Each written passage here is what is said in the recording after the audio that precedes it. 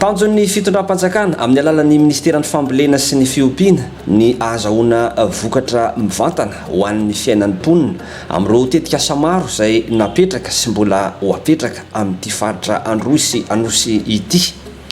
Ho fiatrehana ny fiovaovan'ny toetrandro nojeren'ny ministry ny fambolena sy ny fiompiana ny fomba ahafahana mitahiry rano amin'ny alalan'ny teknika fitehirizan-drano na ny REPS ifehezana ny ahitany izay mitranga isa-taona.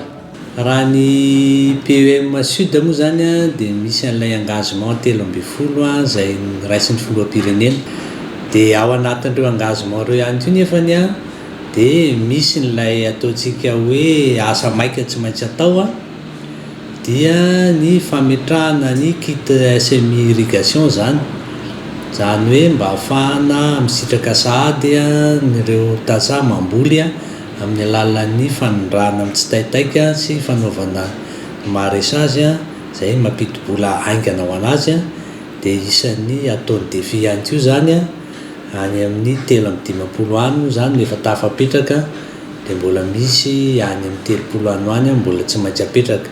Zay zany le asa maika.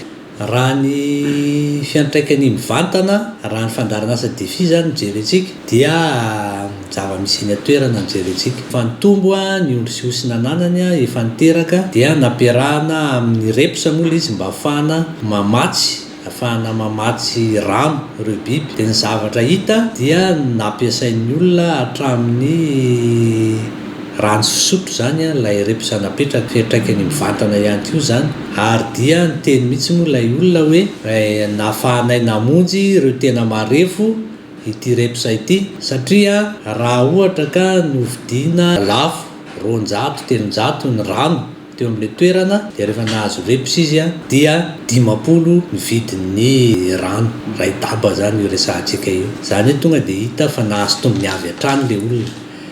Dia ny zareo moa nangataka hoe tsy ampy ilay izy fa tokony mba hampiana dia ireo tena narefo tao aminy no nomena an'izay tombony izay. Vahaolana maritra apetraka ny ministeran'ny fambolena sy ny fiompiana hifanandrify amin'ny fiainan'ny tantsaha ireo tetika asa fampandrosoana napetraka. Isan'izany ny toeram-pambolena midadasika Anarafaly commune Ifotaka no ajariana ho lasa toeram-pambolena vaovao ampitomboana ny vokatra ara-tsakafo izao toerana izao. Nanaovan'ny ministry ny fambolena sy ny fiompiana fitsidiana sy fanaraha-maso ny fizotry ny asa.